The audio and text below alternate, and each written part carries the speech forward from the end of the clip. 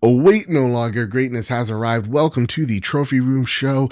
I'm your host, Joseph, and today I'm going to show you our step-by-step guide of how to install a third-party SSD into your PlayStation 5. So with all that said, and with all that out of the way, Future Joe, start the show.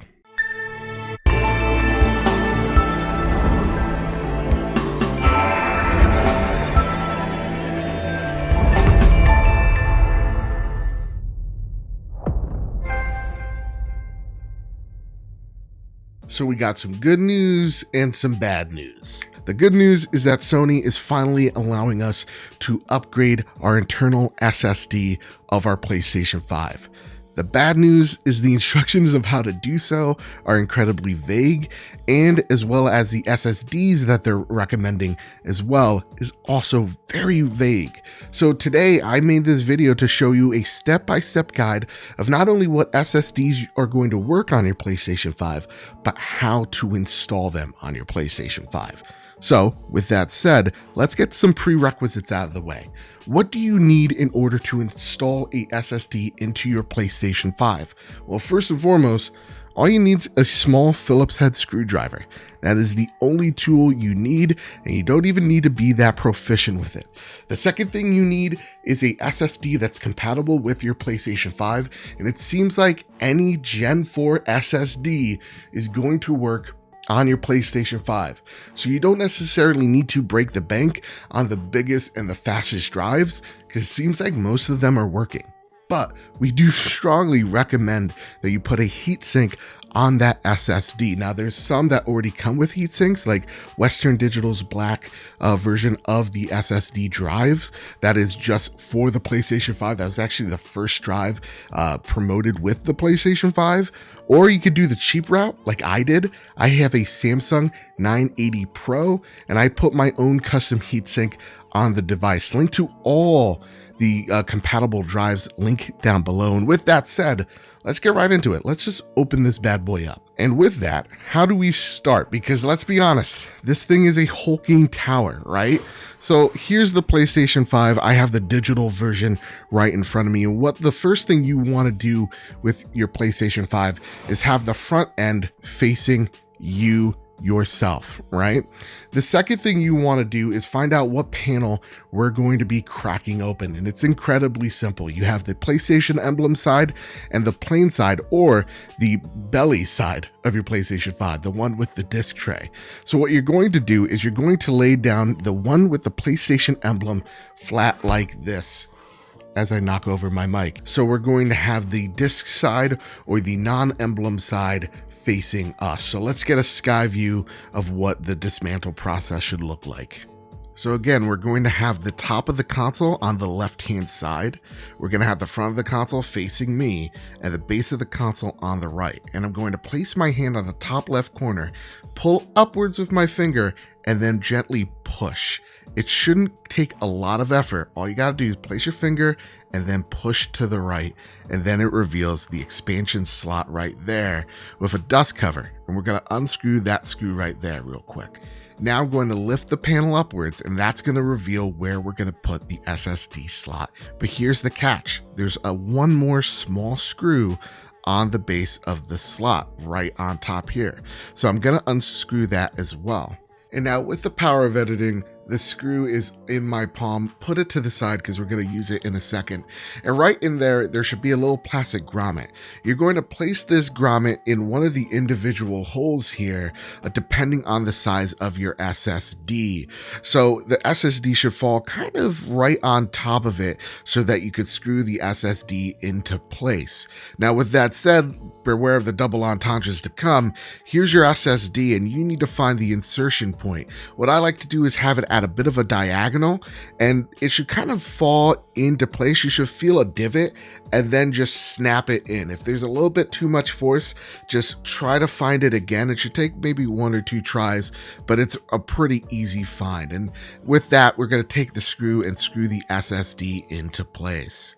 And we're almost done. Now we work in reverse, putting the dust cover back on the PlayStation 5, screwing it in place, getting our PlayStation 5 panel back onto the console, snapping it in place.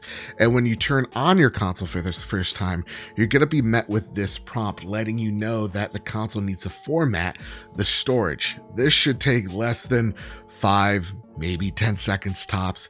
It's going to read that M.2 drive. It's going to let you know how fast it is and if it could work with your PlayStation 5, and of course it does.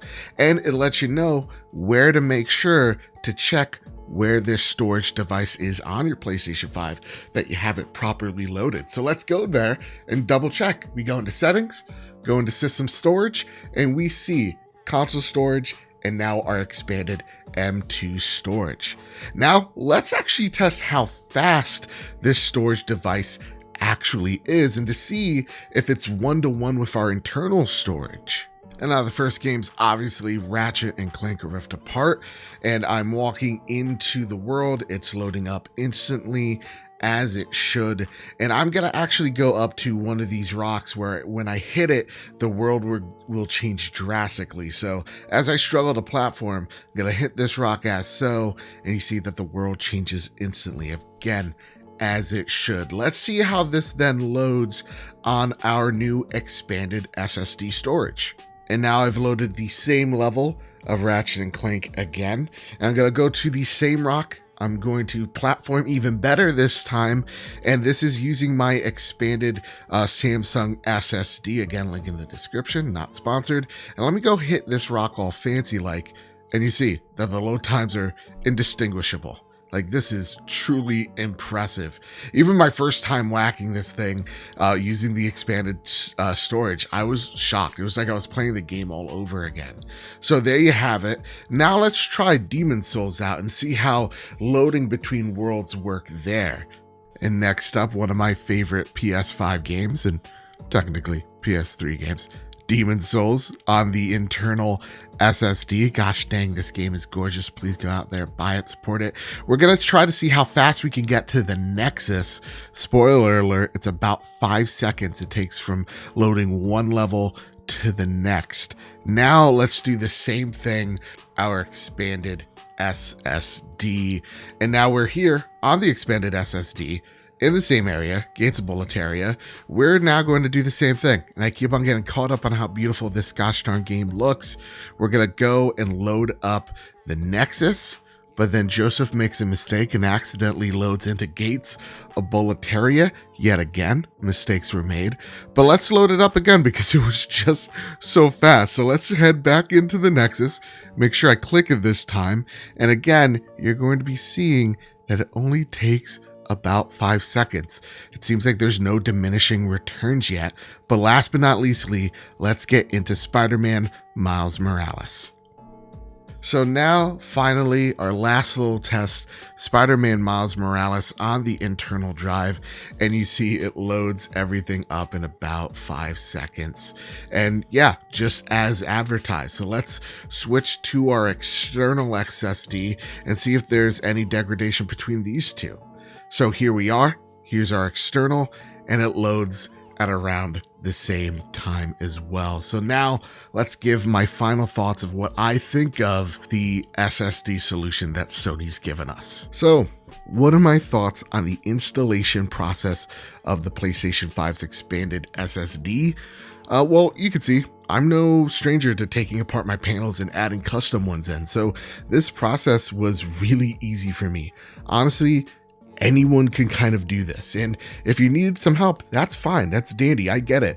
It could be daunting the first time, especially when it comes to bending the corners of your PlayStation 5 a little bit and pushing it forward.